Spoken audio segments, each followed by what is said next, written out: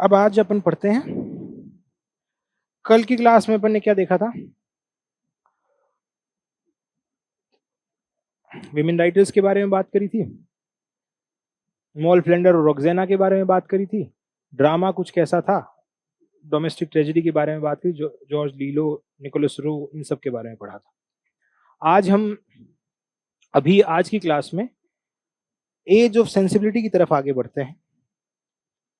As of sensibility,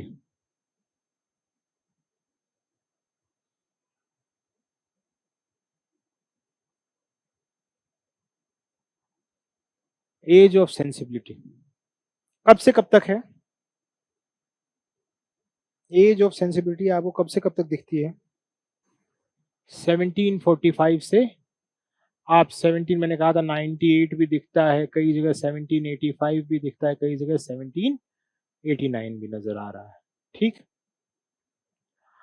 अब एक थोड़ा सा पीछे जाके ये देखते हैं अपन ने अब तक की क्लास में लिटरेरी ट्रेंड्स आपके अलग अलग वक्त में रहे कैसे।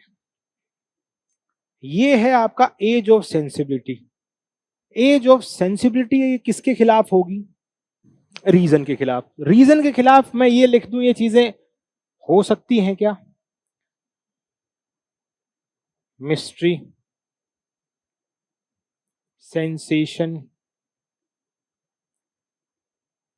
इमोशन, या आपका सबकॉन्शियस, ये सब चीजें रीजन के खिलाफ है या साथ है? रीजन के अगेंस्ट है। यही सारी चीज इस एज ऑफ सेंसिबिलिटी में दिखेगी। अब अपना मेन काम है, कोई भी जब लिटरेरी ट्रेंड की बात करते हैं, कोई मूवमेंट की, कोई किसी चीज की बात करते हैं, तो अपन सवाल ढूंढते हैं। सवाल कैसे ढूंढते हैं? कुछ एक तो इससे, व्हाट से, एक वाई से, एक हाउ से, और एक व्हेन से। अब अपन को जवाब कौन से का अभी तक मिला है? कुछ इसे age of sensibility, age of Johnson, या फिर ट्रांजिशनल एज, ट्रांजिशनल एज के नाम से अपन पुकारते हैं। अब हमारा पहला जवाब है, पढ़ क्या रहे हैं? वॉट। इस वॉट से निकल के आ रहा है 1745 से लेके 98 के बीच में। ठीक है, ये है क्या? इसका हल्का सा जिक्र मैंने किया इन 4-5 वर्ड से। उसमें लिखा है मिस्ट्री है, सेंसेशन है, इमोशन है, सबकॉन्शियस है। ठीक, तो वॉट को थोड़ा बहुत देखा है। अब वॉट से आगे बढ़ने वाली चीज है वाई, और फिर दूसरा सवाल है हाउ, और तीसरा है व्हेन। तो व्हेन का जवाब भी है अपने पास और व्हाट का जवाब भी है। कब हुई कोई चीज और क्या हुआ, ये दोनों जवाब तो अपन ने हल्का सा देखा है। अब पूरा खेल इन्हीं दोनों का है, इन्हें अपन को ढूंढना है। इस चीज को आपको अभी तक याद रखना है। यहां तक व्हाट में ही अपन एक चीज और देखेंगे, इसे एज ऑफ जॉनसन क्यों कहते हैं और ट्रांजिशनल एज क्यों कहते हैं। अभी इस चीज को ख्याल रखना है इतना। अब मैं पीछे से आपको थोड़ा सा, अपन पीछे जाके एक चीज समझते हैं, हमने अभी तक क्या क्या पढ़ा है, इससे और ज्यादा समझ में आएगी ये चीज। मैं रेनेसो या फिर जैकोबियन से शुरू कर लेता हूं। चलो रेनेसो भी साथ में रख लेते हैं। यहां मैंने हेडिंग रखी रेनेसो।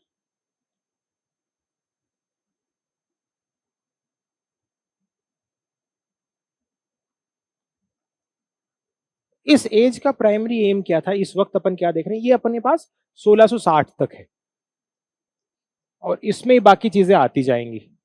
आपके नियो क्लासिकल और सब चीजें आपको साथ साथ, सॉरी, आपके रेस्टोरेशन से पहले तक का जो भी हिस्सा है वो इसमें देखने को मिल जाएगा। 1660 तक है, 1485 से 1500 से 160 साल का ये पीरियड है पूरा पूरा। इसमें क्या देखा था अपन ने? क्लासिक्स को रिवाइव किया जा रहा था, और क्लासिक्स को रिवाइव करने पे पता चल रहा था कि कैसी कैसी चीजें आप क्लासिक्स में क्या लिखा गया था उसी को आप, अब क्लासिक्स में तो यही लिखा गया था। ट्रेजेडी है तो अपर क्लास की है, पोइट्री है तो वो लव से मुब्तला है, कोर्ट पोइट्री आपको दिख रही है। या फिर आप एलिजाबेथन में इसी रेनेसो का ही हिस्सा, वहां क्या देखते हैं, नेशनलिज्म के दौर में क्वीन एलिजाबेथ के लिए सिंबल यूज किए जा रहे हैं। आर्थुरियन लेजेंड, इंग्लैंड अपने पुराने सिंबल्स हैं वो ढूंढ रहा है। तो एक नेशनलिज्म का दौर भी है, इंसान सेंट्रिक है, इंसान अपनी पर्सनल लिरिक पोइट्री यहां आ रही थी, अपने जो भी पर्सनल चीजें हैं उन्हें एक्सप्रेस कर रहा है, इसी कहते हैं universalization of personal feeling renaissance में दिख रहा है। मगर वो इंसान था कैसा, इंसान राजा से, कोर्ट से जुड़ा हुआ था पूरी तरह, वो अलग नहीं हो पा रहा था एलिजाबेथन एज में। तो सिडनी है, स्पेंसर है, लव पोइट्री है, कोर्ट पोइट्री है, ड्रामा है वो रिवेंज से भरा हुआ है, अपर क्लास है, रोमांटिक कॉमेडी नजर आ रही है। तो मैं जैसे एलिजाबेथन एज के अंदर ये लिख देता हूं,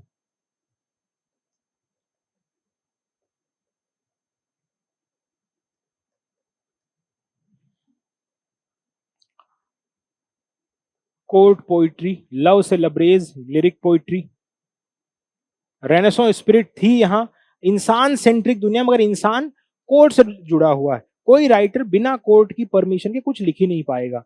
तो जैसा कोर्ट में क्या है, हाई क्लास है, तो इंसान भी, ह्यूमन सेंट्रिक वर्ड भी कोर्ट से जुड़ा हुआ है, एरिस्टोक्रेसी की बात आ रही है। इस वक्त कोई मिडिल क्लास तो थी नहीं। तो यहां आपके पास रिवेंज की बात आएगी। क्लासिक्स में, लैटिन में, रोमन में रिवेंज ड्रामा की बात है, तो उसको कॉपी कर रहे हैं, तो ये आ गया। कोर्ट पोइट्री या इसे लव पोइट्री दो कह दें अपन। और क्या था रेनेसो में, रोमांटिक कॉमेडीज थी, वो भी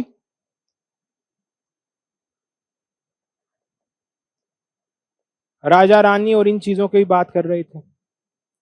इंसान तो सेंटर में था सबके, मगर इंसान भी तो कोर्ट से रिश्ता है, तो नीचे धरातल सरफेस पे चीजें बहुत कम थी।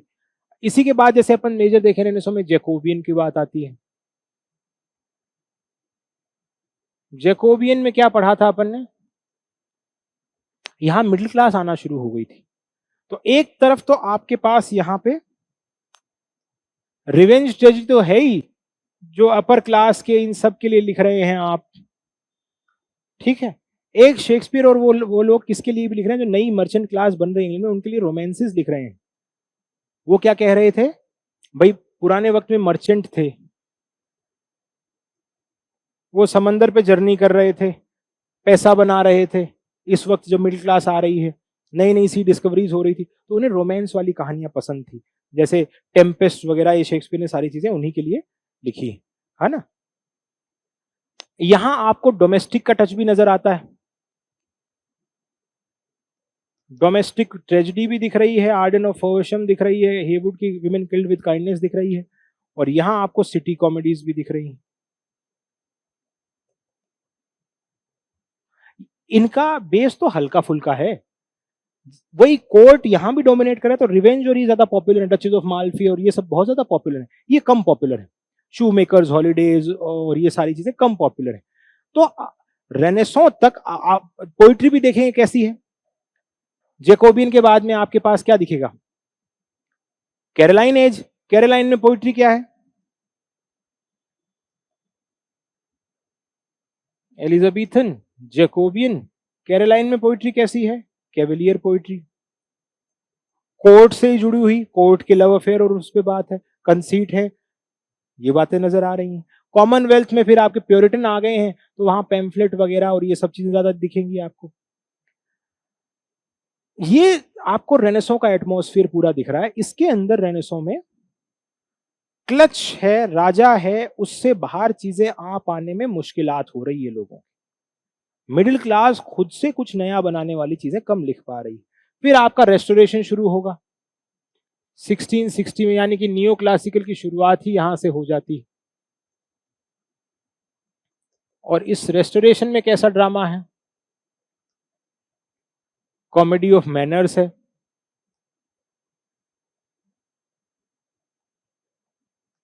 राजा फ्रांस से आया है, उसका जो कल्चर है वही लोग, मिडिल क्लास भी उसे ही अडॉप्ट करने की कोशिश कर रही है, और वही उसी तरीके के नाट। और कुछ मिडिल क्लास जो पसंद नहीं आ रहा वो उसको क्रिटिसाइज कर रहे हैं इस कॉमेडी ऑफ मैनर्स को।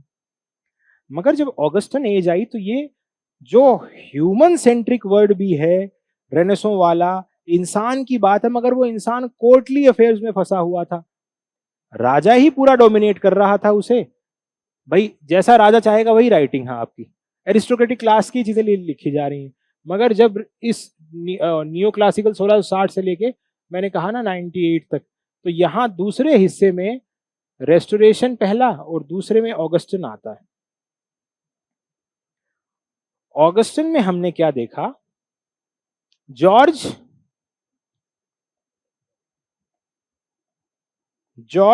फर्स्ट और जॉर्ज सेकंड, हेनेवोरियन डायनेस्टी की शुरुआत हुई थी। यहां पहले एलिजाबेथन में ट्यूडर्स थे, ट्यूडर के बाद स्टुअर्ट आए, 1603 में स्टुअर्ट, 1714 में स्टुअर्ट खत्म हुए, फिर हेनेवोरियन डायनेस्टी, क्वीन एन के बाद। हेनेवोरियन डायनेस्टी में हेनोवर जर्मनी से आए थे, उन्हें ख्याल ही नहीं था लिटरेचर का, तो जो फंसा रखा था ह्यूमैनिटी को एरिस्टोक्रेटिक कल्चर में वो टूटा तो भाई इन लोगों को ये फॉलो तो नियो क्लासिकल को कर रहे थे, रूल रेगुलेशन कर रहे थे, मगर नई चीजें आ गई, उस डेकोरम को मेंटेन तो कर रहे हैं ये लोग, पर ये लोग क्या कर रहे हैं, नई नई चीजें दिखा रहे हैं। अब आपके पास पीरियोडिकल्स भी हैं, अब आपके पास नॉवेल भी है, अब आपके पास सैटायर भी है ना। उसके पीछे अपन ने रीजन, कुछ और भी रीजन थे। एक रीजन ये भी था कि ये भी देखा था कि एरिस्टोक्रेसी और मोनार्की के क्लचेस से बाहर आ गई है लिटरेचर, अब ये बात करी थी। तो ऐसा ऐसा अपन एक एक डिटेल में हर चीज के ऊपर पीछे बात करके आए थे। अब रैशनल आदमी कितने दिन तक रहेगा, भाई चलो रैशनैलिटी रह भी जाए समाज में, मगर रैशनैलिटी को तोड़ने के लिए बहुत सारी चीजें सोसाइटी में आ जाएंगी, आदमी चाहकर भी रैशनल नहीं रह पाएगा, तो उसे नए स्पेस की जरूरत पड़ेगी, वो इमोशंस की तरफ आएगा। लिटरेचर हमेशा यही सिखाती है, जो जिंदगी भी ऐसी ही है, कि हर एक थीसिस है उसका एंटी थीसिस जरूर होगा। कोई चीज आपने देखी है, कोई चीज आपने अप्लाई करी है, इंप्लीमेंट करी है जिंदगी में, वो अगले ही वक्त बदल जाएगी। और यही जिंदगी का फलसफा है कि जिंदगी जीने का कोई फॉर्मूला नहीं होता। फॉर्मूला होता तो सभी, जैसे मैं जी रहा हूं वैसे जीते, आप जी रहे हैं वैसे जीते, कोई तीसरा जी रहा है वैसे जीते, है ना। तो उसी तरीके से यहां जो डेकोरम और ये सब चीजें बताओ अब टूटेंगी।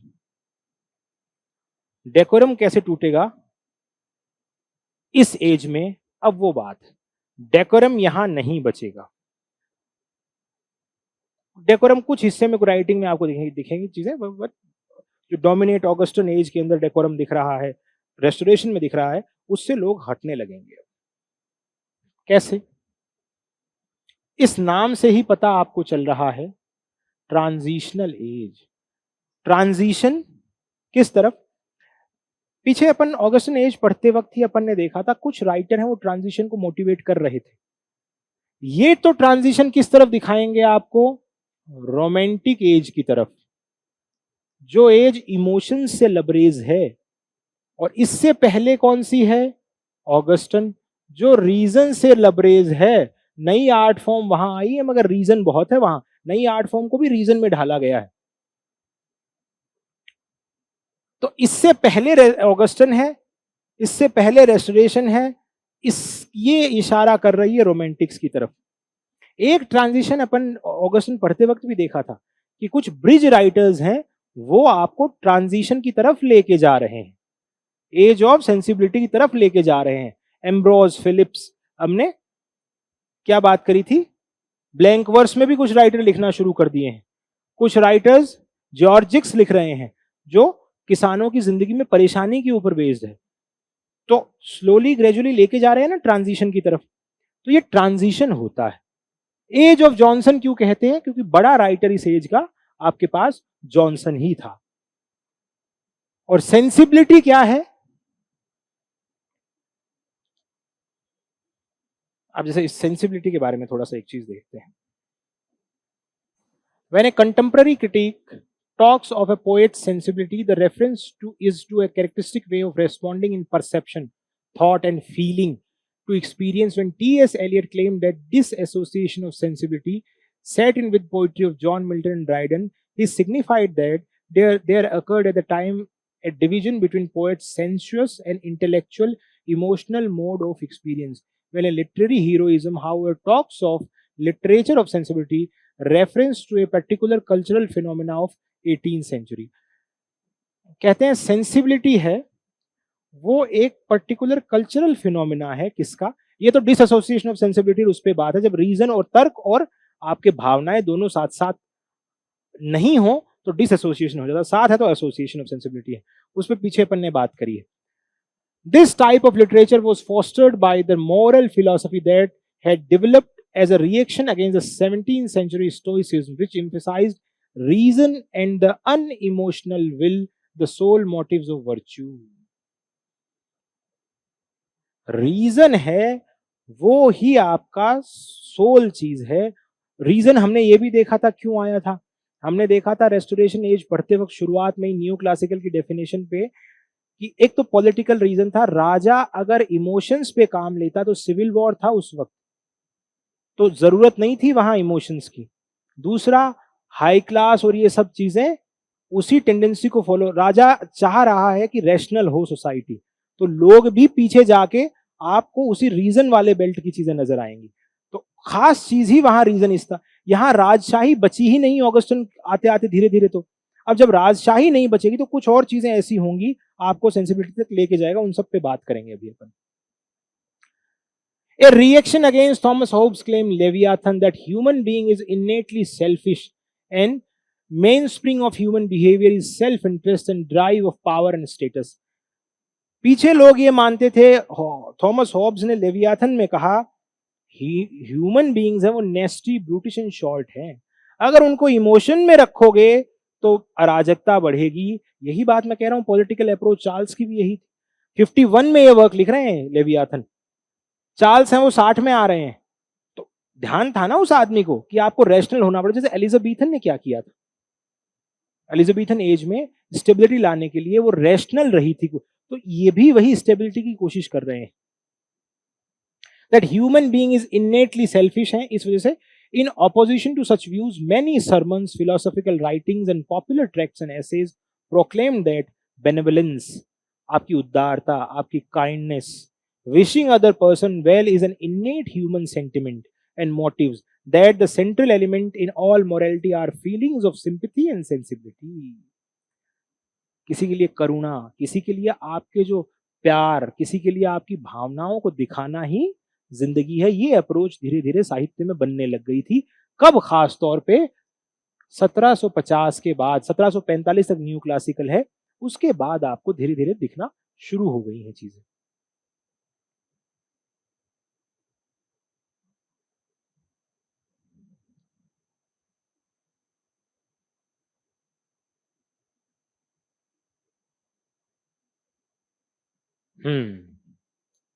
ये नाम आप अब बैकग्राउंड पढ़ते वक्त बार बार सुनेंगे. Sensibility also connoted the 18th century intense emotional responsive to beauty and sublimity. Idea of sublime Edmund Burke 1757 में वर्क आ रहा है, और वो बदल के चली जा रही हैं चीजों. ये खूबसूरती को मापने के पैमाने क्या है, उन पे अपन पढ़ेंगे अभी.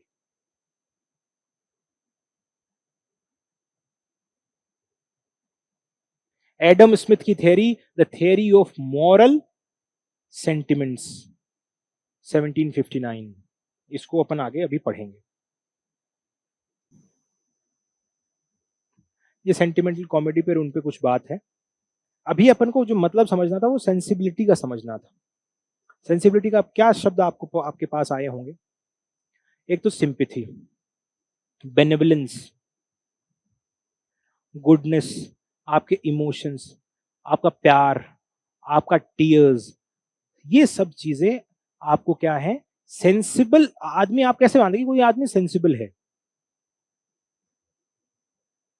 जब वो कोई चीज ऐसे समझने की कोशिश करे कि वो उसके पास दूसरों के लिए एपैथी ना हो के एम्पैथी या फिर सिंपैथी कितनी है, कितना किसी के लिए सोच पा रहा है.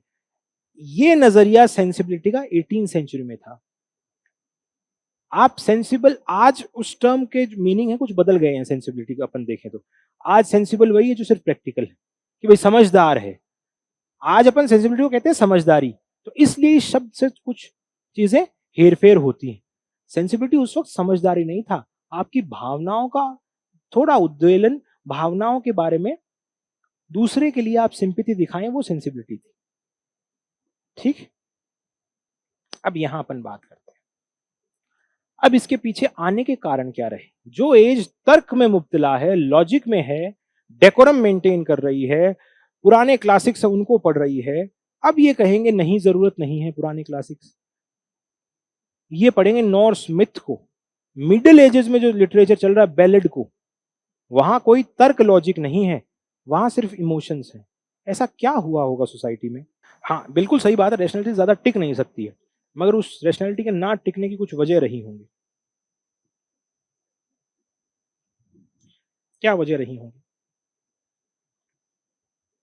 एक तो जैसे जैसे मिडिल क्लास आगे बढ़ती है, ये मिडिल क्लास जैकोबियन में आने के बाद अब आगे बढ़ती बढ़ती बढ़ती चली जाएगी। भाषाएं और साहित्य है, लिटरेचर है और आपकी लैंग्वेज है, कभी भी अपर क्लास नहीं बनाता, या तो लोअर क्लास बनाएगा या मिडिल क्लास बनाएगा। जबान है आपकी, वो कॉमन मैन की है, मिडिल क्लास की है, आपका अपर क्लास की नहीं है। अपर क्लास की शशि थरूर को कितने लोग बोलते हैं, कोई कॉपी भी कर रहा है तो फेक साउंड कर रहा है, ज्यादा स्टेबल होने वाली बात नहीं है ना। एरिस्टोक्रेसी को, उस कल्चर को, उस लैंग्वेज को, उसको साहित्य को कितने लोग फॉलो कर रहे हैं। लिटरेचर तो वही है ना जो आम आदमी, लिटरेचर तो वही है ना जो कॉमन जबानें बन के आई हैं, तो उससे आपको लिटरेचर दिखता है। अब इस मिडिल क्लास के साथ एक हादसा होता है, हम कुछ सोशल कॉजेस के बारे में बात करेंगे, कुछ रिलीजियस के बारे में बात करेंगे, कुछ पॉलिटिकल के बारे में बात करेंगे, जिससे क्लियर होगी। पॉलिटिकल तो मोटा मोटी आपको यही दिखता है, जॉर्ज थे, उन्हें कोई मतलब ही नहीं। जैसे पहला ही पॉलिटिकल रीजन अपन देखें,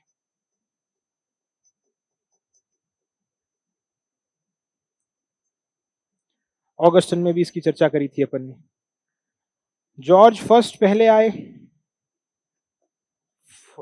1714 से 1727, सेकंड है जॉर्ज, ये 1727 से 60 तक, 1760 तक, और जॉर्ज थर्ड हैं,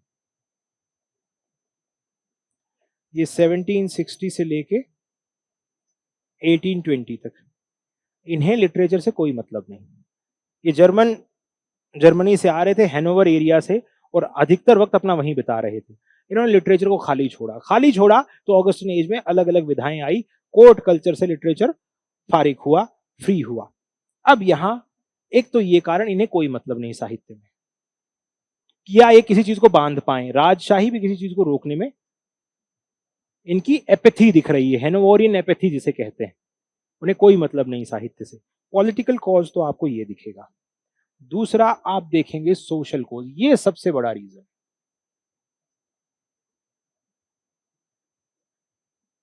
और इसमें आता है इनक्लोजर एक्ट्स।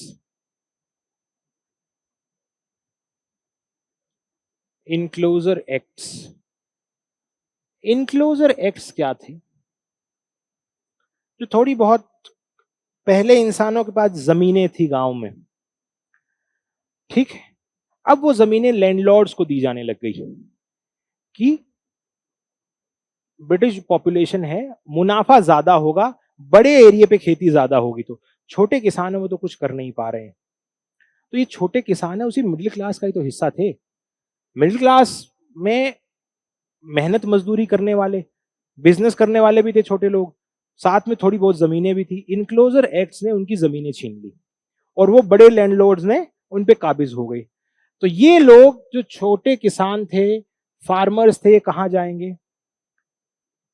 लंदन या इंग्लैंड के मेन हब में जो सिटीज हैं वहां जाएंगे। इंग्लैंड में लंदन चले गए, जैसे लंदन में फैक्ट्रीज हैं, फैक्ट्रीज में एज ए वर्कर काम कर रहे हैं। पहले ये खुद सोल सर्वाइवर को, मतलब कोई एक, ये कहना इंडिपेंडेंट है, किसी की कोई हक नहीं है इनके ऊपर, इनकी जिंदगी पे। अब ये किसी के लिए काम कर रहे हैं। फैक्ट्रीज की जिंदगी आपको पता है, शहर की जिंदगी कैसी, तो इनकी जिंदगी में मेलनकली बढ़ेगी। मेलनकली बढ़ेगी तो ये, और ये लोग अपने गांव के जो देहात में इनके घर थे वो छोड़ के खाली करके आ चुके हैं। अब ये पीछे जाके अपने उन घरों को याद करेंगे। जैसे गोल्डस्मिथ की एक पोएम आती है, डेजर्टेड विलेज,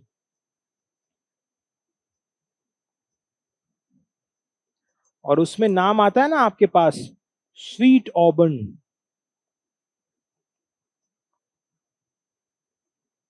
कि सब लोग शहर जा रहे हैं।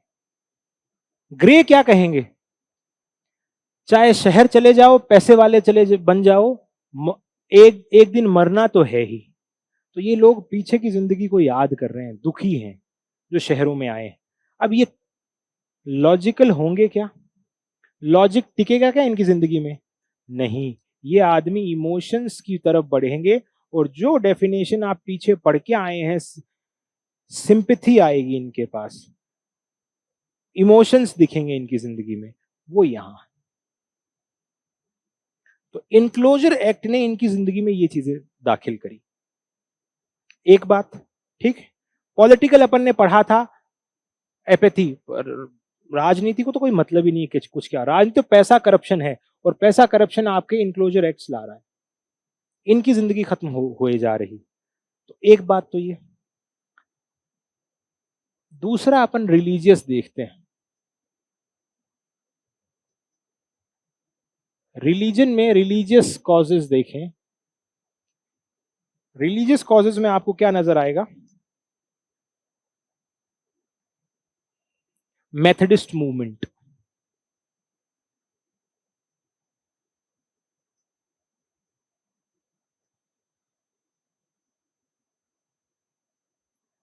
मेथडिस्ट मूवमेंट में दो बड़े नाम सामने आते हैं। एक तो जॉन वेस्ले और एक चार्ल्स वेस्ले का, दोनों भाई थे।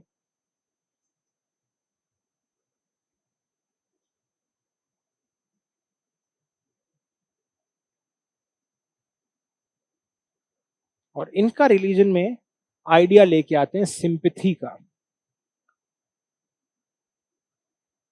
ये न्यू गेट प्रिजन में जो क्रिमिनल्स हैं उन पे काम कर रहे हैं। ये उनके बारे में प्रिजन रिफॉर्म में सिंपैथी की बात कर रहे हैं कि कोई आदमी बुरा नहीं, उसे सिंपैथी दिखाई जाए, उसके लिए इमोशंस दिखाए जाएं। तो एक बड़ा मूवमेंट अगर आज हिंदुस्तान में ऐसा रिलीजन में कोई मान लो मूवमेंट आ जाए, या ऐसी कोई अप्रोच आ जाए कि हर इंसान को भावुक होना है, किसी ने चलो बुरा भी किया होगा, कुछ भी हुआ, सोच के देखो ऐसा कुछ आ जाए, हिंदुइज्म में कुछ ऐसा आ जाए, प्रधानमंत्री मान लो 8 बजे आके अनाउंस कर दें और धीरे धीरे चीजें ऐसी बनती चली जाए, तो क्या उस समाज पे असर नहीं पड़ता उन चीजों का? तो ये सिंपैथी की तरफ, रिलीजन भी आपका सिंपैथी की तरफ, सेंसिबिलिटी की तरफ बढ़ावा दे रहा है ना? और ये जो मिडिल क्लास अब फैक्ट्रीज में काम कर रही है, ये भी सिंपैथी की बात कर रही है। और यही नॉवेल को, नॉवेल ऑफ सेंसिबिलिटी जब आपकी आएगी, इसी सेंसिबिलिटी पर टिकी रहेगी। ये लोग कहेंगे हम रीडर हैं, हम पढ़ने वाले। अब वो फैक्ट्री में 8 घंटे काम करके आया मजदूर, उसे कुछ सेंसेशनल चीज चाहिए, उसे अब लॉजिक नहीं चाहिए, उसे भाव। अब ग्लोबलाइजेशन के बाद जैसे अपन हर वक्त बात करते हैं, डेली सोप्स आए थे, डेली सोप आए थे इंडिया में, उसका उससे अफेयर, उसका उसकी वाइफ, और इस तरह से कुछ प्यार मोहब्बत सिंपैथी की बातें, अच्छाई की बातें, इस तरह की चीज लोगों को चाहिए होती। तो ये वाली बात भी आपको दी। अब कुछ है फिलोसॉफिकल कॉजेज, इनको अपन अलग स्लाइड में लिखते हैं, फिलोसॉफिकल कॉजेज।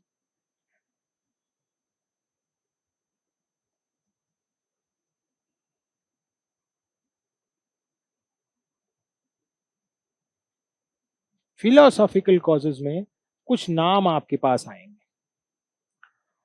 उस नाम में पहला ही है एडमंड बर्ग का। और एडमंड बर्ग लिखते हैं,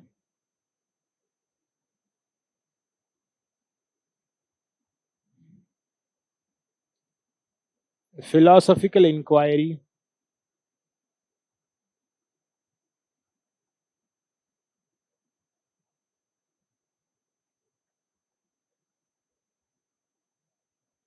into the origin of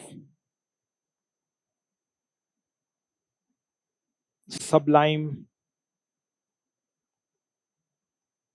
and beautiful।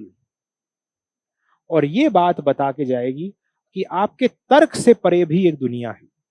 ये 1747 में वर्क आता है, 1757 में। इसका कई बार टाइटल घुमा फिरा के पूछ लिया जाता है। कई बार टाइटल में बताया जाता है कि philosophical inquiry into the origin of sublime and beautiful. पहले सब ब्यूटीफुल रख देंगे, फिर सबलाइम रख देंगे। Inquiry into the philosophical origin इस तरह बना देंगे। तो इस टाइटल से भी सवाल आता है। इस आदमी ने क्या कहा, ये क्या तर्क देके जा रहे हैं एडमंड बर्क।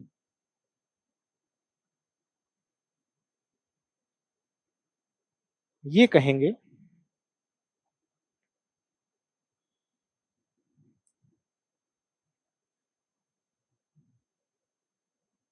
अब मैं जहां जहां आपको बात बताऊं उनको एक बार गौर से सुनते जाना, कनेक्ट हो जाएंगी चीजें। एक तो इस इमेज को देखना, ठीक है, एक इस इमेज को देखना।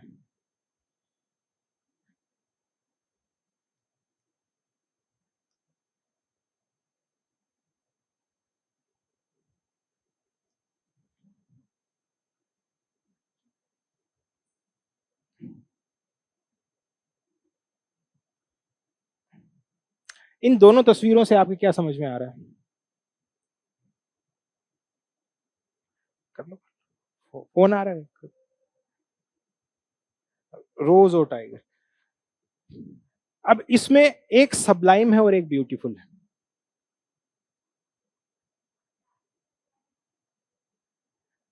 तो यहां ये आइडिया मैंने एक बात बताई थी आपको, सबकॉन्शियस रीजन है। वो तो क्या है, आपके कॉन्शियस पे टिकी हुई चीज है। आपने जो देखा वो महसूस किया और आपका तर्क बन गया। या पीछे वाले जो करते आ रहे हैं, वो पुराने राइटर्स को क्यों फॉलो कर रहे थे, क्योंकि उन्होंने कोई बात उन्होंने बताई, वो प्रूव होती गई, वो लास्ट में हेंस प्रूव मान के अपन ने मान लिया। यही चीजें होती हैं डिडक्टिव इंडक्टिव मेथड में, यही पढ़ते हैं अपन। पर बर्क ने कहा आपने खूबसूरती को आपके तर्क से तोल रखा है। तर्क आपका क्या है कि आप जो भी अभी जिंदगी जी रहे हैं उसमें आपने जो भी पैमाने खूबसूरती के बनाए वही समझें। कुछ खूबसूरती आपको डराएगी भी मगर वो खूबसूरत है, औ पैदा करेगी आप में, और वो औ पैदा यहाँ इससे होती हुई नजर आएगी। ये तो वो खूबसूरती है जो आपने आपकी जिंदगी में गुलाब को खूबसूरत माना है, रोज को, और उसे समझा कि गुलाब आपके तर्क से मान ली चीज। मगर इस खूबसूरती का क्या है, ये भी तो खूबसूरत है। क्यों देखने जाते हैं हम टाइगर को, 6-6 घंटे गाड़ियों में घूमते हैं सफारी में और फिर भी नहीं दिखता, है ना। हम मतलब कितने बेवकूफ आदमी हैं, एक जानवर को देखने के लिए जा रहे हैं और ये अपने भाव ही नहीं देता अपन को। इतना भी नहीं समझता अपन को। 3-3 कई तो 5-5 6-6 दिन रहते हैं सफारी के लिए कि एक बार दिख जाए। ये नौबत आ गई, पहले तो इनको खत्म किया हमने, अब हमें इन्हें देखना है। तो ये सबलाइम है, ये हमारे सबकॉन्शियस को जगा रहा है। जो पैमाने सोसाइटी ने तय किए हैं उससे अलग जाके कोई खूबसूरती की बात कर रहा है। तो तर्क से परे हुई या बात नहीं हुई, आपके लॉजिक से पार गई, तो वो चीज यहां दिखी। तो एक चीज खूबसूरती के ऊपर एडमंड बर्क ये बात लिख के जा रहे हैं। दूसरा नाम आपके पास आएगा, कर लो बाबा, कोई एक बार आप बाद में करेंगे अपन, हो गया। तो पहला नाम आपके पास एडमंड बर्क का आया है, दूसरा आपके पास है डेविड ह्यूम का। ये सब लोग तर्क से की खिलाफत करते हुए दिखेंगे। इन्होंने लिखा treatise of human nature.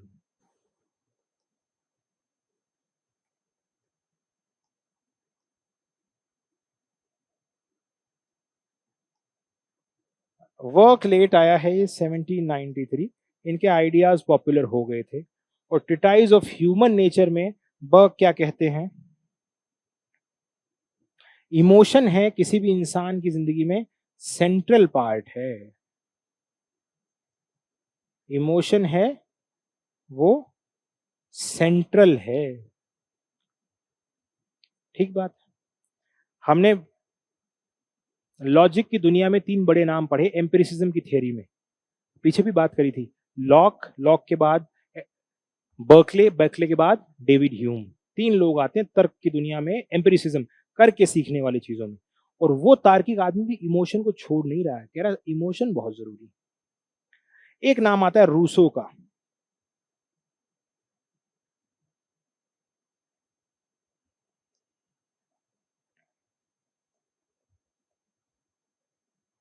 Gene Jacques Rousseau.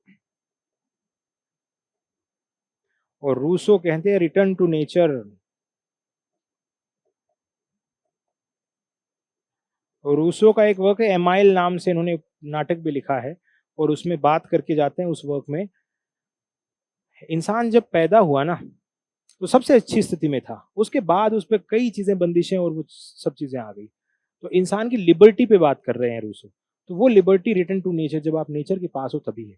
और नेचर में तर्क नहीं है, जैसे आप हो वैसी ही नेचर है। एक ये चीज।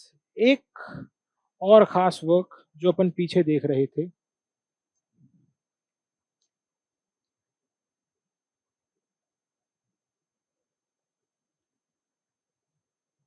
एडम स्मिथ का theory of moral sentiments.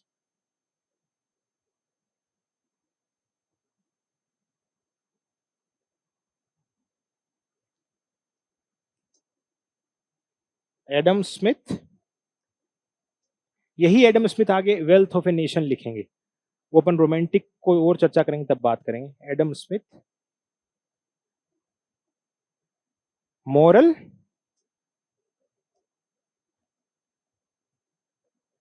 Sentiments 1759।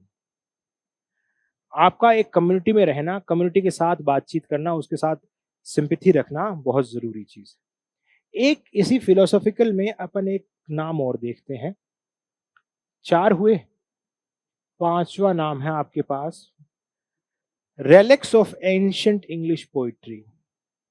ये बहुत जरूरी वर्क था। किसने लिखा है ये? पर्सी। ये आपसे क्वेश्चन भी पूछा जाता है। क्वेश्चन तो ये बुक में मेंशन है, इनसे भी पूछ लिया जाएगा इनके वर्क के नाम पे और डेट के साथ।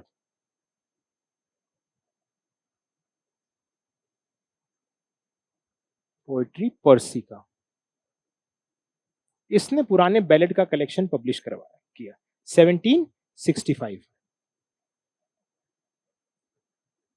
अब ये बैलेड के बारे में बात बता के गया, पुराने बैलेड है उनका कलेक्शन। इन बैलेड में क्या होता था, आप ये सारे रीजन समझ जाओगे अगर बैलेड के बारे में पता। बैलेड अपन ने पढ़ा था डार्क एजेस में, जब फ्रांस इंग्लैंड से लड़ाई लड़ रहा था, एज ऑफ डार्कनेस में, वहां कोई लिटरेचर पैदा नहीं हुई, सिर्फ बैलेड के बारे में चर्चा, बैलेड ही दिख रहे थे। और बैलेड में स्कॉटलैंड, फ्रांस के साथ लड़ाई थी इंग्लैंड की, साथ में स्कॉटिश बॉर्डर्स पे लड़ाइयां चल रही थी। तो वहां हेनरी 7 का पीरियड था और ट्यूडर डायनेस्टी में ही, और सब उन लड़ाइयों के बारे में डिस्क्रिप्शन मिलता था। ये न्यूज़पेपर की तरह बैलेड काम करते थे। बैलेड स्टेंजा क्या है, इस पे अपन पीछे बात करके आए हैं। न्यूज़पेपर की तरह उन खबरों को बताने का काम किया करते थे कि कौन से बॉर्डर पे क्या हुआ। कोई किसान कबीले के लोग हैं, एक साथ बैठे हैं, एक बंदा वो बैलेड में गा के, बैलेड डांस गा के, नाच के आपको उस पूरी कहानी को बता देगा। कोई स्ट्रक्चर है सच, कोई क्लासिकल स्ट्रक्चर को फॉलो करना। यहाँ भूत वगैरह की कहानी भी थी, यहाँ उन लड़ाइयों की कहानी भी थी, यहाँ कॉमन मैन की कहानी थी, यहाँ कोई तर्क की बात नहीं थी। और उसी चीजों को वापस रिवाइव हो रहा है, ये इंसान लेके आ रहा है 1765, और लोग इसे फॉलो करने लग जाएंगे। ये कहेंगे कि पुराने ग्रीक रोमन कल्चर को मत देखो, हमारी मिथ में मिडिल एजेस में कैसी चीजें थी जहां तर्क नहीं था। इसीलिए रोमांटिक एज जब पढ़ोगे आप, तो वहां एक चीज आपसे स्टेटमेंट बेस्ड पूछी जाती है कि रोमांटिक एज है वो पीछे कहां देख रही है। Romantic age goes back to, option आते हैं आपके, renaissance, middle ages, Anglo Saxon. आपका जवाब आता है मिडिल एजेस। क्यों? वहां तर्क नहीं है, वहां भावनाएं हैं। वहां आपका घिसा पिटा पुराना वाला जो अप्रोच है उसको फॉलो नहीं किया जा रहा है। तो ये सब चीजें आपके तर्क को बनाने में इमोशन को बनाने में कंट्रीब्यूट कर रही है नहीं कर रही, क्या दिख रहा है? यही तो नजर आ रहा है। तो यहां इन वाली बातों में अपन जो पीछे पढ़ के आए हैं वो चीज समझ में आई नहीं आई? एज ऑफ सेंसिबिलिटी क्यों आ रही? जॉनसन यहां बड़ा नाम। जॉनसन भी, अब पढ़ते आप जॉनसन को, न्यू क्रिटिसिज्म पढ़ोगे न्यू क्लासिकल में पढ़ते हो, but Johnson humanity vanity of human विशेष जैसे वर्क लिख रहे हैं। जॉनसन रैम्बलर में क्या लिख रहे हैं? जॉनसन समाज के मैनर्स, मॉरल, इमोशन, एरिस्टोक्रेसी को इमोशंस के लिए गाइड करते हुए दिख रहे हैं। यही जॉनसन है जो ट्रेजिक कॉमेडी वगैरह की भी वो बात करेंगे क्रिटिसिज्म, जैसे इमोशन वैसी वैसी चीजें। तो ये इंसान था न्यू क्लासिसिज्म में, मगर इसमें सेंसिबिलिटी का टच इसकी राइटिंग में भी आपको दिखेगा। ठीक, तो ये इसका बैकग्राउंड है आने का। अब इसके अपन लिटरेरी कैरेक्टरिस्टिक्स हैं कुछ, उन पे बात करते हैं। ठीक, तो पहली ही चीज आपके पास क्या है?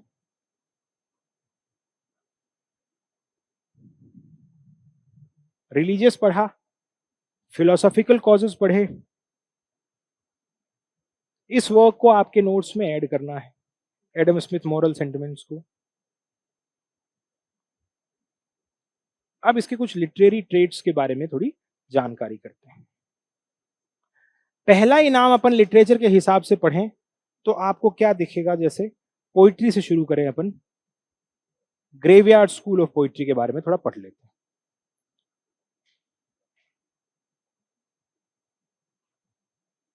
Graveyard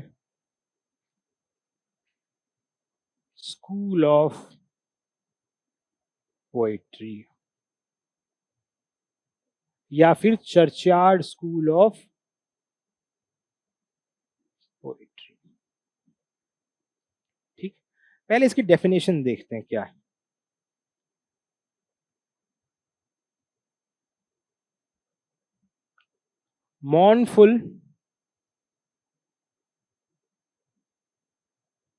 mournful reflection, mournful reflective poetry with emphasis on brevity of life.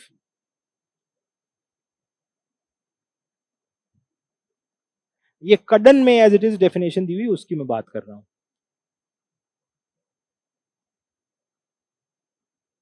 Poetry with emphasis on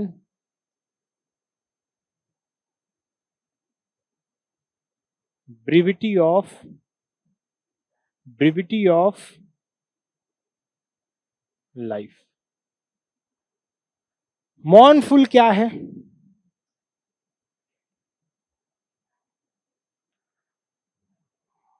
विलाप करना, दुख व्यक्त करना। रिफ्लेक्टिव पोइट्री जो दुख के बारे में बात करेगी कविता, विद इम्फेसिस जिसका जो जोर देगी किस पे? ब्रिविटी ऑफ लाइफ, की जिंदगी है वो बहुत छोटी है, इस पे कविता चलेगी। इसमें 2-5 नाम आते हैं आपके फेमस।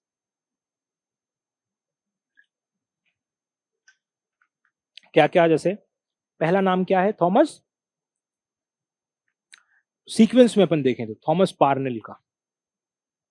थॉमस पार्नेल के अपन बारे में पढ़ के भी आए थे कि यही इंसान है जो 1721 में लिख रहा है ब्रिज पोएट की। जब अपन बात कर रहे थे, इसमें ट्रांजिशनल एज की टेंडेंसी दिख रही है, देखा था? तो थॉमस पार्नेल पहला नाम। ये क्यों आई इस पे भी बात करेंगे। Parnell, light, night piece on depth.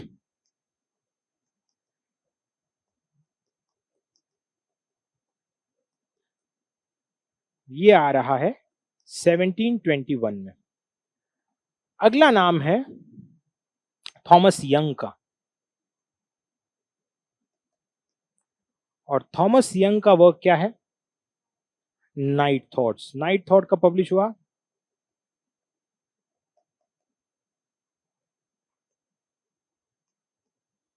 1742। Night thoughts bye Edward young 1742। अगला नाम है रॉबर्ट ब्लेयर।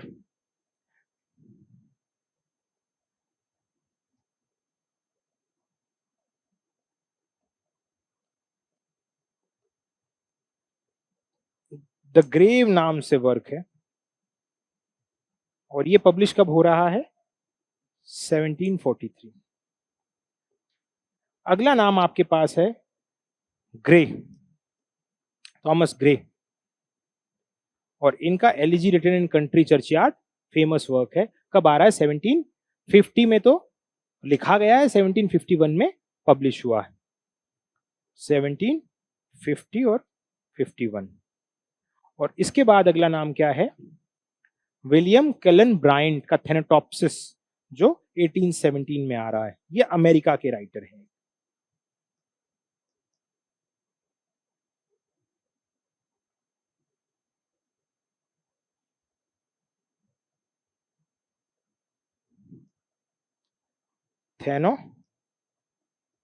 थेनोटॉप्सिस, ये 1817 में आ रहा है। ये फेमस वर्क आपको ग्रेवयार्ड स्कूल ऑफ पोइट्री में दिखते हुए नजर आते हैं।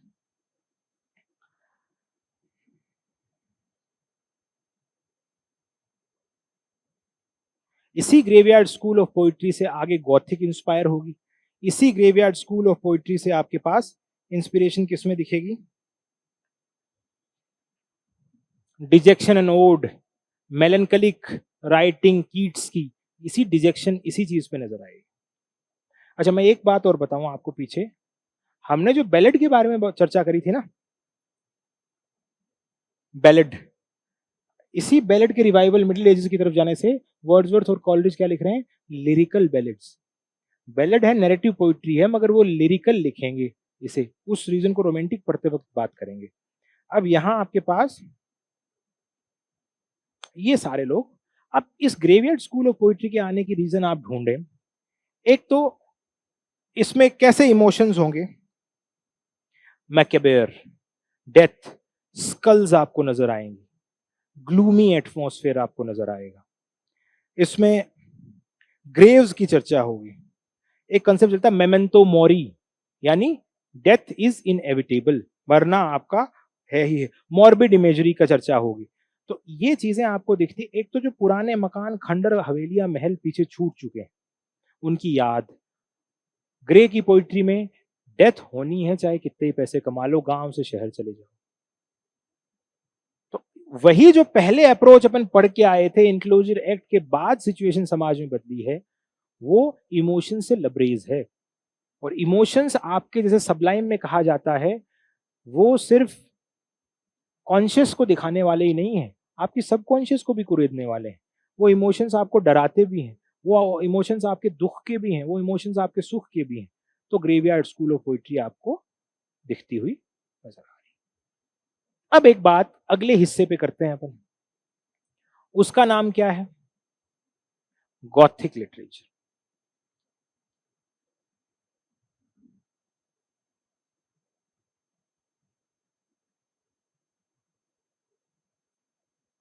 गॉथिक का कोई एग्जाम्पल आपको ध्यान आ रहा है? नहीं, वो तो अपन बात करेंगे। गॉथिक जैसे, जैसे स्टोरी क्या होगी गोथिक में? गोथिक आप पढ़ते हैं तब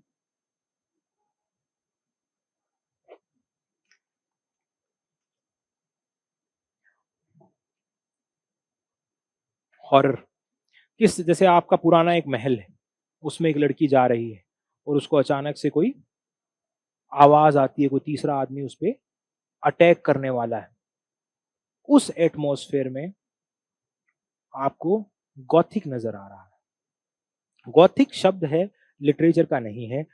जो भी लिटरेचर में वोकैब आती है, वो या तो कोई पेंटिंग से आ रही है या कोई आर्किटेक्चर से आ रही है। ये अपन आगे भी देखेंगे, पीछे भी अपन को दिखा है। तो वैसा ही गोथिक के साथ होता हुआ दिख रहा है। जैसे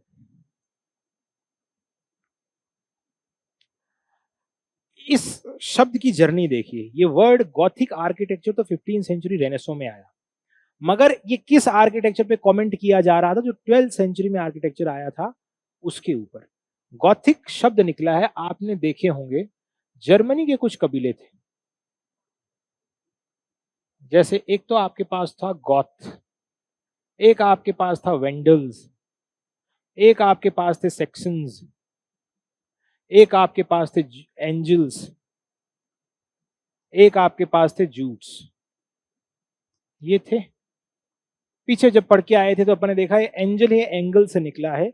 स्कैंडिनेवियन एरिया में जो मुड़ा हुआ हिस्सा है उसी एंगल से एंजल निकला और इसी एंजल से फिर अंग्रेजी शब्द आता है। ये पीछे एवोल्यूशन ऑफ लैंग्वेज में अपन बात करके आए थे। अब गॉथ के बारे में देखिए। गॉथ आज एक एडजेक्टिव बन चुका है और जो भी बारबेरिक है, जो भी अनसिविलाइज्ड है, जो इंसान कभी सभ्यता के रास्ते से ही नहीं गुजरा, वो गॉथ कहा जाता है। ये गॉथ इन जर्मन कबीलों में सबसे ज्यादा बारबेरियस थे। रोमन ब्रिटिशर्स में इंग्लैंड में एंग्लो सेक्शन आने से पहले रोमन्स का कब्जा था। रोमन्स को भगाने में जिनका सबसे ज्यादा हाथ था वो गॉथ्स का था। और ये गॉथ्स क्या करते हैं, इन रोमन सिविलाइजेशन को नुकसान बहुत पहुंचाया इन्होंने।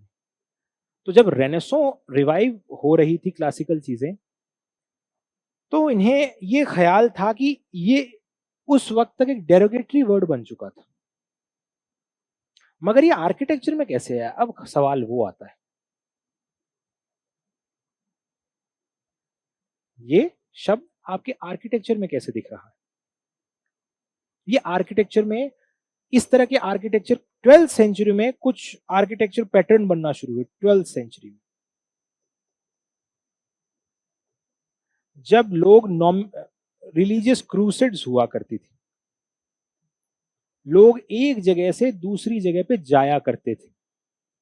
धार्मिक धर्म के नाम पे लोग एक दूसरे के कबीलों को मारा करते थे। तो हमने पढ़ा है रेनेसो में टर्क्स हैं, वो काबिज हो जाते हैं ईस्टर्न रोम पे। तो टर्क मिडिल ईस्ट वाले लोग पहले भी आपस में लड़ाइयां करते थे और उनका आर्किटेक्चर 12th सेंचुरी तक इंग्लैंड में आ गया था। उस आर्किटेक्चर में क्या था, आपके डोम्स थे। उस आर्किटेक्चर में आपके क्या थे, डंजन्स थे,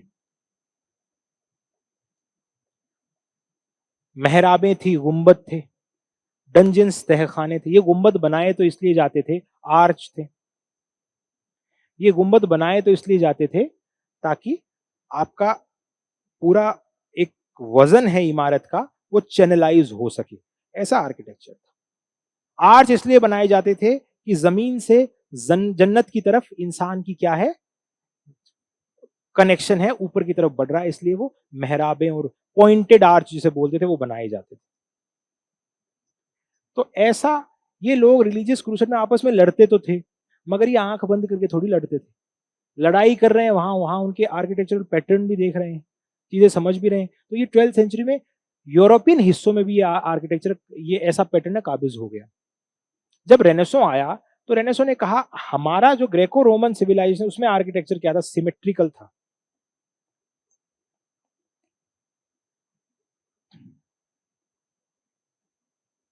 ब्राइट कलर्स थे। तो रेनेसो वाले ने कहा ये किस तरह का आर्किटेक्चर है, ये अपन ने 12th सेंचुरी में जो क्रूसेड्स पे गए थे मिडिल ईस्ट की तरफ और वहां से अपन लाए हैं, या उन्होंने हम पे अटैक किया है, वो यहाँ लेके आए। इन्हीं के अटैक की वजह से तो आगे टर्क अटैक कर रहे हैं सेंट्रल एशिया वगैरह से। तब ऑटोमन एम्पायर है वो काबिज होता है रेनेसो में। तो कहते हैं ये क्या है, तो उन्होंने कहा एक नाम याद आ रहा है। क्या नाम, गॉथ। हमारे सिविलाइजेशन को खत्म किसने किया था, इन्हीं गॉथ्स, इन्हीं बारबेरिक लोगों ने। तो एक डेरोगेटरी नाम इस तरह के आर्किटेक्चर को दे देते हैं और उस डेरोगेटरी नाम को क्या दिया गया, गॉथिक आर्किटेक्चर। तो एक गॉथिक आर्किटेक्चर 12th सेंचुरी में तो बन चुका था, नाम 15th सेंचुरी में आ रहा है रेनेसो के वक्त। और इन्हीं महलों, इन्हीं तहखानों, इन्हीं सब चीजों में आपका लिटरेचर जैसे बना, इन्हीं का बेस बना के आपका साहित्य, इन्हीं छुपे हुए तहखानों में, डरावनी चीजों में आपका लिटरेचर सब कॉन्शियस छुपे हुए भावनाओं को बताने के लिए व्यक्त कर किया जाने लगा, तो उसे गॉथिक लिटरेचर कहा जाने लगा। बात समझ में आई। अब समझ में आ रहा है कि गॉथिक शब्द है वो कैसे आया है, आर्किटेक्चर से कैसे आया है, गॉथ लोग कौन थे, और फिर ऐसे ही जगहों पे आपका जब काबिज होगा साहित्य तो उसे क्या बोला जाएगा, गॉथिक बोला जाएगा। ठीक, ये बात है।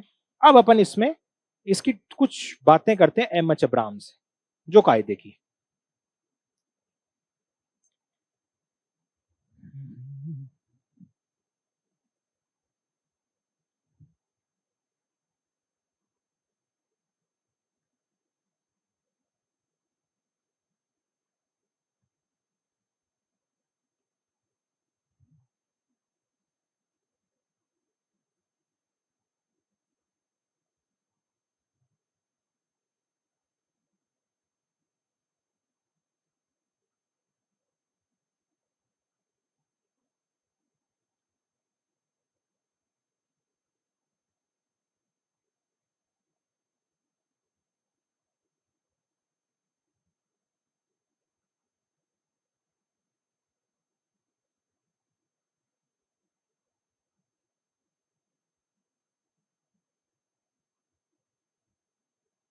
ये है आपका गॉथिक और गॉथिक नॉवल।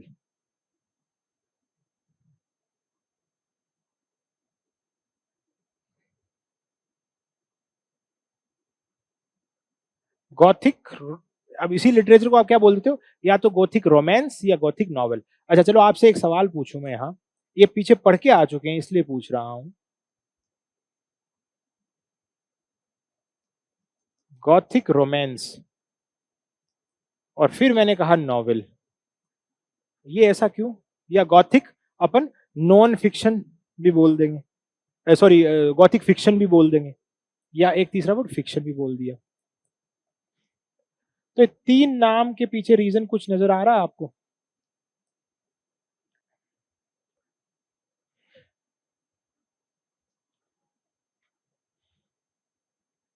ये एग्जाम में आती हैं चीजें।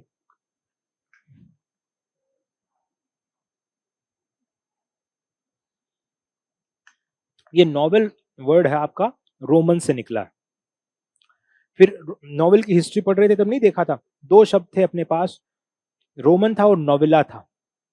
फिर नोवेला अडॉप्ट किया गया रीजन के बेसिस पे, और पहले रोमन था। तो रोमन का मतलब ही नॉवेल है और उसी से रोमांस। फिक्शन का मतलब, या आपके नेट के सिलेबस देखो उठा के, एक तो लिखा है वहां पोइट्री ड्रामा, फिर लिखा है फिक्शन एंड शॉर्ट स्टोरीज, और फिर लिखा है नॉन फिक्शन। फिक्शन का मतलब कल्पना से भरी ये कहानियां नॉवेल ही है, और नॉन फिक्शन आपका प्रोज है। तो इसलिए इसके तीन नाम चलते हैं। अब इसकी डेफिनेशन देखो। The word Gothic originally refer to the Goths. Goths कौन? वो कबीला जिसकी मैंने बात करी। एन अर्ली जर्मेनिक ट्राइब, यही बात करी।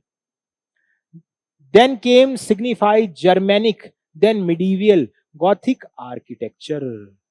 मिडीवियल आर्किटेक्चर जो 12th सेंचुरी में आया, उसका नामकरण 15th सेंचुरी में दिया जाएगा रेनेसों के वक्त, Gothic architecture. Now denotes medieval form of architecture characterized by the use of high pointed arch, vault, flying buttresses and intricate recesses. ये क्या है?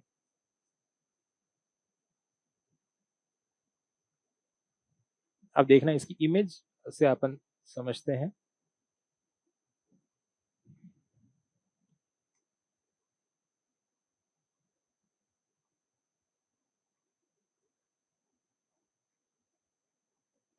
फ्लाइंग बट्रेसेस,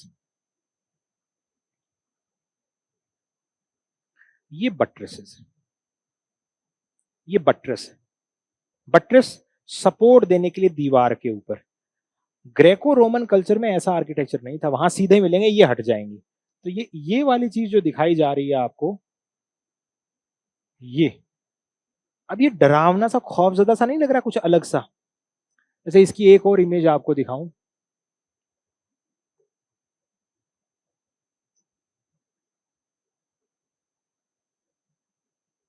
ये देखिए। ये वैसे सपोर्ट सिस्टम के लिए था मिडिल एजेस में जो आर्किटेक्चर आ रहा है, और इसको डेरोगेटरी नाम दिया गया। तो ये बट्रेसेस होती हैं, और ऐसे इन डरावने जगहों पे कोई लिटरेचर का आपका पीस है वो सेट किया जाए, तो वो गॉथिक की तरफ वो आ जाए। रेसिस क्या होती है? बट्रेसेस और रेसिस, रेसिस होती है गुंबद, और गुंबद नुमा मकान, बहुत से पिलर, और पिलर पे इंग्रेविंग की जा चुकी है बहुत सी, तो वो इंग्रेविंग भी कुछ अलग यूनिक लगती है ना? आप जाओ जैसे पुराने मकबरों को देखने जाओ, वहां इंग्रेविंग है, तो वो एक अलग सा एहसास पैदा होता है उससे, जो हमारी कॉन्शियस नहीं पकड़ पाती, हमने देखी नहीं। तो ऐसी चीजें, ऐसा आर्किटेक्चर कैसा था आपका? Buttresses, intricate terraces which spread through the western Europe between the 12th and 6th century, जो 12वीं 16वीं शताब्दी के बीच आपको वेस्टर्न यूरोप में दिखा, और इसका नाम फिर रेनेसो के टाइम पे आपने गॉथिक आर्किटेक्चर कर दिया। आगे, the gothic novel or an alternative term Gothic romance is a type of prose fiction which was inaugurated by Horace Walpole, The Castle of Otranto, a Gothic story, 1764। इस work को अपन पढ़ते वक्त detail में पढ़ेंगे। The subtitle denotes its setting the Middle Ages and flourished through the early 19th century। Middle Ages में इसकी setting है, उसी अतार्किक माहौल में, लॉजिक नहीं है जहां। The early 19th century, some writers followed Walpole's example by setting their stories in the medieval period. Others set them in a Catholic country, especially Italy or Spain। Gothic writing जब शुरू में आई थी, exam में question आपसे हो सकता है, उसकी सेटिंग या तो मिडिल एजेस में होगी, या जो कैथोलिक कंट्रीज हैं, कैथोलिसिज्म है, इटली और स्पेन, वहां इसकी सेटिंग देखने को मिलेगी। ठीक। The local was often gloomy, डरावना, ग्लूमी कैसल है, कैसल महल वगैरह है। फर्निश्ड विद डंजन्स, तहखाने हैं। सबटरेरियन पैसेज, उन तहखानों से निकलते हुए गलियारे हैं। स्लाइडिंग पैनल्स, आपको हाथ से इस तरह से खोले जाने वाले पैनल्स हैं। The end typical story focused on the suffering imposed on an innocent heroine. ये भी बहुत काम की बात है, आपके एग्जाम में इससे कोई कंसेप्चुअल बेस्ड क्वेश्चन आए तो यहां से बन सकता है। जहां फीमेल को स्पेस नहीं दिया गया था मेल पेट्रियार्की ने लिखने का, वो अपनी गॉथिक में जगह ढूंढ रही। और मोस्ट ऑफ द केसेस में आगे आने वाले वक्त में गॉथिक आपको दो जगह दिखेगी, प्री रोमांटिक एरा में भी, इस एज ऑफ सेंसिबिलिटी में भी, और फिर रोमांटिक में भी दिखेगी, फिर मॉडर्न तक आगे का एग्जाम्पल आएंगे, वहां फीमेल डोमिनेट करती हुई नजर आएंगी। ये भी उसी मर्दों के, मेल के तर्क को तोड़ रही हैं कि हमारी जिंदगी, हमारी राइटिंग स्टाइल किस तरफ मुड़ेगी, इस गॉथिक, इस सबकॉन्शियस वाले हिस्से की तरफ, क्योंकि कॉन्शियस पे, उस पे तो हक मेल का है। शुरुआत दो it was started by a male, Horace Walpole ने लिखना शुरू किया, बट स्लोली ग्रेजुअली फीमेल है वो डोमिनेट करेंगी। तो ये आपसे क्वेश्चन आ सकता है कि फीमेल यहां डोमिनेट करती हुई नजर आ रही हैं, और फीमेल सफरिंग है, उसको कैसे दिखाया जा रहा है इसके अंदर, अपने थ्रू कैसे बता रहे हैं।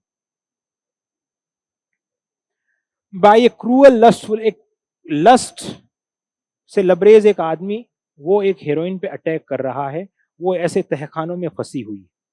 ऐसी कहानियां आपको दिखेंगी। उसकी सेटिंग या तो स्पेन है, या इटली है, या कैथोलिक कंट्री, या फिर मिडिल एजेस में।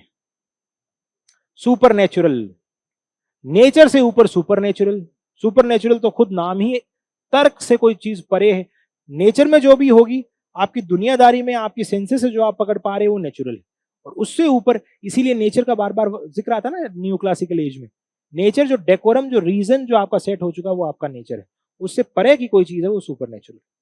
यही रोमांटिक एज में बात दिखेगी। The principal aim of such novel was to evoke chilling terror, exploiting mystery and variety of horrors. डराना, मिस्ट्री, अपने कहा था तर्क से परे 4-5 शब्द रखे थे उसमें, सुपरनेचुरल, मिस्ट्री, इनका जिक्र आया था, तो वो यही। Many of them are now read mainly as a period piece, but the best opened up to the fiction's realm of irrational and the perverse impulses, nightmarish terrors, and lie beneath the orderly surface of civilized mind। अब ये अपन जो इतनी देर से रामायण कर रहे थे, इसे 2 line में बता के चला गया। और 2 लाइन में इसने क्या कहा?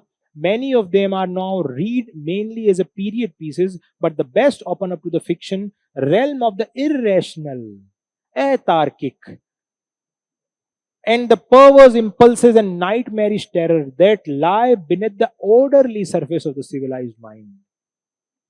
सिविलाइज दिमाग की तहों के नीचे भी कुछ एक चीजें हैं, उसके ऊपर ये बात करने वाली। Example of Gothic novels are William Beckford, Vathek, एक तो हमने कैसल ऑफ ओट्रांटो की बात करी, अगला नाम आपके पास वेथक आ गया 1786 में। The setting of which is both medieval and oriental. Oriental क्यों? ओरिएंट एशिया, मिडल ईस्ट, इस तरफ वाला हिस्सा जिनको लोग अतार्किक या स्ट्रेंज या इरेशनल समझते थे कि इनमें कोई रहस्य है इन लोगों में, तो वहां इसकी सेटिंग होती थी। Subject both erotic and sadistic, and Radcliffe ने एक वर्क लिखा the mysteries of Udolpho 1794। Other highly successful romances are Matthew Gregory Lewis the monk which exploited the considerable literary skill। इन सब वर्क के बारे में अपन आगे चर्चा करेंगे, अभी बात कर रहे हैं सिर्फ। The shock effects of narrative involving rape, incest, murder and diabolism।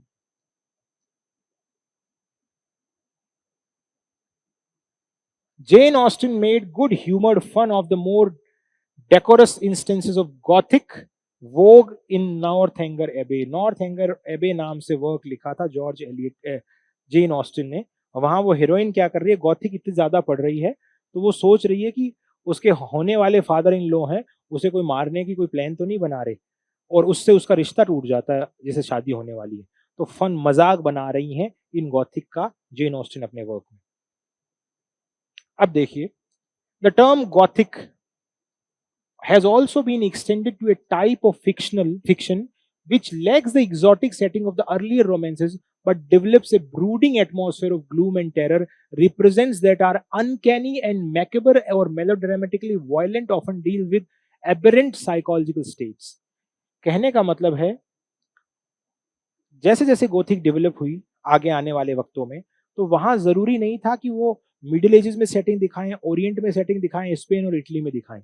इसकी सेटिंग तो चाहे इंग्लैंड में हो, मगर ग्लूमी, मैकेबेर, अनकैनी, जिस चीज के बारे में आप सोच नहीं सकते ऐसा कोई चीज हो जाए जो अतार्किक हो, डर का माहौल हो, ऐसे महलों में यहाँ सेटिंग हो, तो ऐसी नॉवेल्स भी धीरे धीरे गॉथिक की कैटेगरी में शामिल कर ली जाएंगी। जैसे जेन आयर आपको वर्क मिलता है ब्रॉन्टे का, तो वहां भी इसी गॉथिक का जिक्र है, उसमें उस नॉवेल का चर्चा आता जाएगा। कहता है गॉथिक है आगे भी अप्लाई किया जा चुका है कई नॉवेल्स के लिए, जिसमें एक नाम है विलियम गॉडविन का सेलेब विलियम, मैरी शेली का रिमार्केबल और इन्फ्लुएंशियल वर्क फ्रैंकस्टीन। यहां तो मिडिल एजेस की कोई सेटिंग नहीं है, यहां तो मॉन्स्टर है। वो क्या मॉन्स्टर क्या है, इंसान से परे की दुनिया, कोई सुपरनेचुरल अप्रोच है, तो वो भी गॉथिक में डर का माहौल पैदा कर रहा है।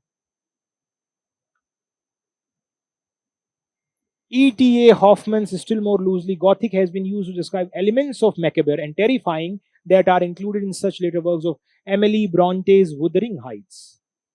Wuthering Height भी गॉथिक है। सेमी गॉथिक मतलब गॉथिक के रेफरेंसेस इन नॉवेल में दिख रहे हैं। शार्लट ब्रॉन्टे का जेन आयर, एटिक का रेफरेंस आ रहा है। एक कलर्ड लेडी है, कलर्ड वुमन है, वो एटिक में बंद है, वो खुद को जला ले रही है, मार ले रही है, टेरर का माहौल पैदा हो रहा है, तो जेन आयर में दिख रहा है। चार्ल्स डिकिंस की मिस हैविशम, ग्रेट एक्सपेक्टेशन। मिस हैविशम क्या थी, एक ही कपड़े में, एक ही वेडिंग ड्रेस में बैठी है, कितने साल तक, 15-20 साल तक बैठी है वेडिंग ड्रेस में, और ये डरावना सा माहौल पैदा कर रही है पुराने महल में। Critique have also drawn attention to the many women writers of Gothic fiction have explained features of the mode as the result of the suppression of female sexuality or else as a challenges to the gender hierarchy and values of male dominated culture। जो मैं बात आपको बताया था वो ये है कि क्रिटिक्स ये मानते हैं कि फीमेल राइटिंग इसमें क्या दिखा रही है, उन जो फीमेल की सेक्सुअलिटी को सप्रेस किया गया है, मेल ने उन्हें समाज में हिस्सा नहीं दिया, इस नेचुरल तार्किक दुनिया में उसकी कोई जगह नहीं थी, तो वो उस अतार्किक की तरफ बढ़ रही हैं अपने लिखने में भी, और सेक्सुअली सप्रेस्ड वुमेन की आइडियोलॉजी उसको बताने के लिए। जैसे मैड वुमन का जिक्र आता है, मैड वुमन, ये वर्ड निकला हिस्टीरिया से। हिस्टर फीमेल वेजाइना का पार्ट है हिस्टर, और हिस्टर सेक्सुअली फिजिकली फुलफिलमेंट आदमी को नहीं है, तो वो हिस्टर या पागलपन की तरफ बढ़ जाता है, साइकोलॉजी ये मानती है। तो आपके गांव देहात कई जगहों पे हम देखते हैं कि बहुत सारे, आप कोई मेल में कोई डायन और चुड़ैल आती हुई नहीं देखोगे कभी, वो फीमेल में ही आती है। तो कई जगह उसे हिस्टीरिया का पार्ट माना जाता है, उसका कुछ भी पागलपन है, उसका इलाज साइकोलॉजिकली तरीके से नहीं करवाया गया है। तो ऐसी अप्रोच, वो पागलपन, वो टेरिफाइंग नेचर, वो मरने मारने की हद, वो फीमेल के वर्क में दिखती है। और वो डरावनापन गॉथिक का भी हिस्सा है। जैसे एटिक की बात है, mad woman in the attic, Sandra Gilbert and Gubar ने लिखा था, इसी जेन आयर के पे। इसमें एक कलर्ड औरत है, वो एटिक में बंद खुद को जला ले रही, तो उस पागलपन में भी गॉथिक दिखती है। Feminist criticism refers to Gilbert and Susan Gubar, ये मैंने बात की, mad woman in the attic. Juliann Fleenor का द फीमेल गॉथिक, ये इंपॉर्टेंट वर्क है गॉथिक पढ़ते वक्त। The female gothic, E Fleenor, female gothic 1983। अपना जो गॉथिक का लिस्ट है सीक्वेंस में, उसमें ऐड करने हैं दोनों नाम।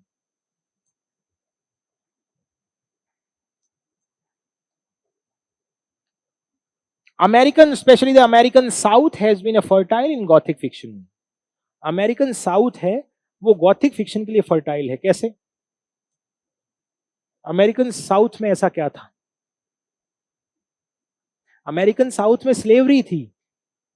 स्लेव क्लास को कैसे ट्रीट किया जा रहा था, और उस स्लेवरी की वजह से वहां क्या है, जो भी एट्रोसिटीज वहां हुई हैं, वो उनके पागलपन, उनसे सब पे बात करती हुई चीजें दिखती है। तो वो डरावना एटमोस्फियर वहां दिखता है गॉथिक में। नॉवेल्स ऑफ चार्ल्स ब्रॉकडन ब्राउन के वर्क में आपको गॉथिक दिखेगा। साउथ को रिप्रेजेंट करने वाले एडगर एलन पो के वर्क में दिखेगा। विलियम फॉकनर के सेंचुरी नाम से वर्क है, उसमें दिखेगा। इनको ऐड करना है सब। एब्सलन एब्सलम नाम से वर्क है फॉकनर का, उसमें दिखेगा। ट्रूमन कैपट का वर्क उसमें दिखेगा। The nightmarish realm of uncanny terror, violence, cruelty opened by the gothic novel continued to be explored in the novel of Daphne du Maurier's popular Rebecca.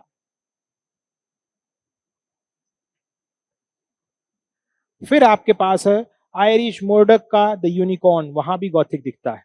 और Stephen king की जो फिल्में आप देखते हैं, स्टीफन किंग की Hollywood की फिल्में हैं, स्टीफन किंग की जो डायरेक्ट करी हुई हैं, जो भी भूत प्रेत की बात है, वहां गॉथिक। बॉलीवुड में तो सबसे खास जैसे राज, पुराने वक्त की फिल्म, उसमें क्या नेचुरल दुनिया से परे है, लोग चल रहे हैं उल्टे, चल रहे हैं उल्टे पैरों से चल रहे हैं। तर्क वाला आदमी उल्टा थोड़ी चलेगा। डर तो पैदा तभी होगा जब वो उल्टे पैर चलेगा कोई। तो इस तरह की दुनिया गॉथिक। समझ में आ रही है बात? अब इस गॉथिक के ऊपर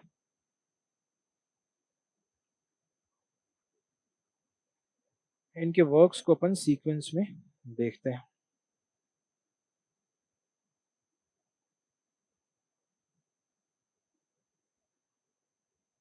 ये आपके पास गॉथिक नॉवेल्स, हॉरेस वॉलपोल का कैसल ऑफ ओट्रांटो है, फिर विलियम बैकफोर्ड का वैथिक है, फिर एन रेडक्लिफ का मिस्ट्रीज ऑफ यूडाल्फो है, थॉमस लेविस का द मंक है, जेन ऑस्टिन का नॉर्थ एंगर एबे है, मैरी शैली का फ्रैंकेस्टीन है, जॉन पॉलिडोरी का द वैम्पायर है, चार्ल्स मैचुरिन का मेलमथ द वेंडरर है, एमिली ब्रोंटे का वुदरिंग हाइट्स, चार्ल्स ब्रोंटे का जेन, शर्लट ब्रोंटे का जेन आयर है, शेरिडन ले फानू का कैरमीला है, रॉबर्ट लेवी स्टेनसन का strange case of doctor Jacqueline and mister hide Victorian age में पढ़ेंगे अपन। ऑस्कर वाइल्ड का the picture of Dorian Gray में गॉथिक दिखता है, जब वो खुद की पिक्चर को तस्वीर कोई मार रहा है तो एक्चुअल इंसान की डेथ हो रही है, तो गॉथिक दिख रहा है। ब्रैम स्टोकर का ड्रैकुला है, हेनरी जेम्स का true turn off the screw है, डेफन ड्यू मॉरियर का रेबेका है, शिरले जैक्सन का the haunting of Hill House है, और शिरले जैक्सन का we have always lived in the castle नाम से गॉथिक वर्क है। अब इन गॉथिक वर्क के बारे में कुछ और चीजें बात बताई गई हैं। तो यहाँ आपको गॉथिक के बारे में चर्चा करी, अपने ग्रेवियर्ड स्कूल के बारे में बात करी। अब अपने पास एक हिस्सा और बचता है, वो है कॉमेडीज कैसी थी इस वक्त में, और एक नॉवेल्स कैसी थी। दो को और अपन समझ लेते हैं, फिर इस एज का लगभग अंदाजा अपन को लग जाएगा, और फिर राइटर्स के पढ़ते वक्त कुछ टेक्निकलिटीज, कुछ टेक्निकल टर्म्स अपने सामने आएंगे, उसको एक एक के बारे में अपन बात करें।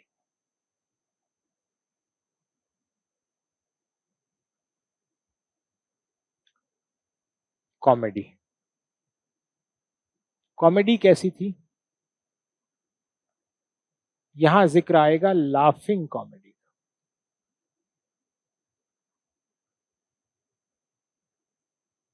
अब इसमें एक चीज देखिए, फेमस नाम बुक में भी मेंशन है, और आपको नेट गूगल पे भी दिख जाएगी।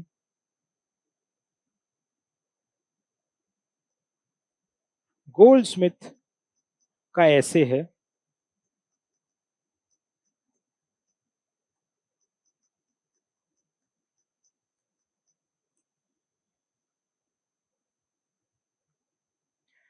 एन ऐसे ऑन थिएटर नाम से गोल्डस्मिथ का एक ऐसे आता है 1773 में। इसमें गोल्डस्मिथ कंपेयर कर रहे हैं सेंटिमेंटल कॉमेडी और लाफिंग कॉमेडी।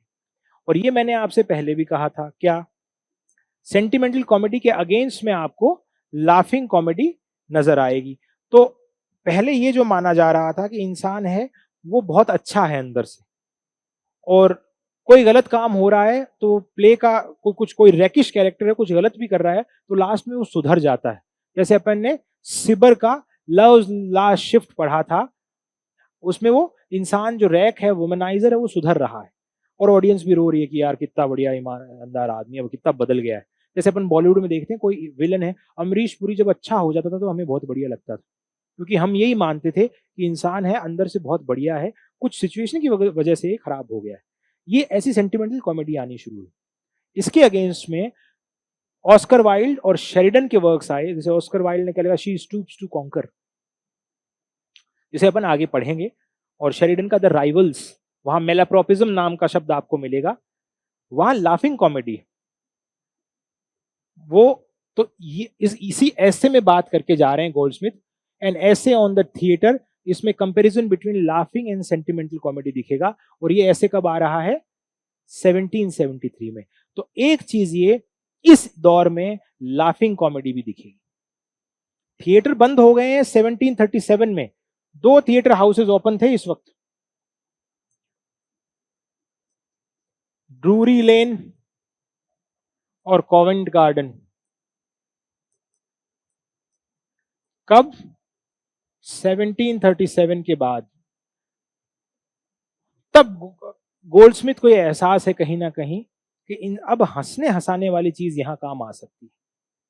थोड़ा बहुत थिएटर है उसके अंदर कि हर चीज का, मैंने कहा ना कि थीसिस के बाद एंटी थीसिस लिटरेचर में दिखेगा ही दिखेगा। तो वो चीज एंटी थीसिस यहाँ इस लाफिंग कॉमेडी में सेंटिमेंटल कॉमेडी से दिख रही है। पहले कॉमेडी ऑफ ह्यूमर्स आया, ह्यूमर्स के बाद कॉमेडी ऑफ मैनर्स आया, कॉमेडी ऑफ मैनर्स के बाद सेंटिमेंटल कॉमेडी आया, और सेंटिमेंटल कॉमेडी के बाद लाफिंग कॉमेडी आ रहा है। तो ऐसे ऑन थिएटर लिखा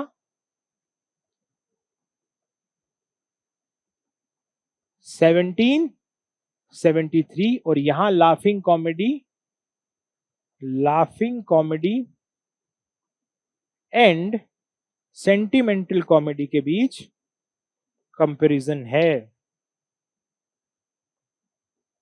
और इसमें 2 खास नाम आपको दिखेंगे, शेरिडन का राइवल्स और गोल्डस्मिथ का शी स्टूप्स टू कॉन्कर। ठीक, बात ठीक है यहां तक।